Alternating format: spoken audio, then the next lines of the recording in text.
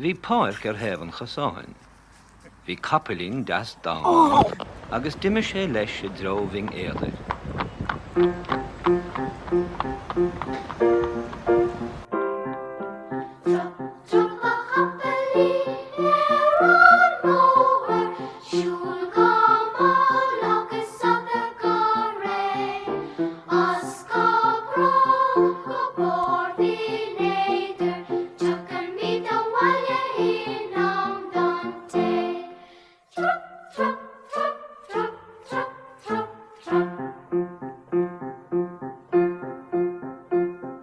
Stop, stop, a Chapaillín, show him the name.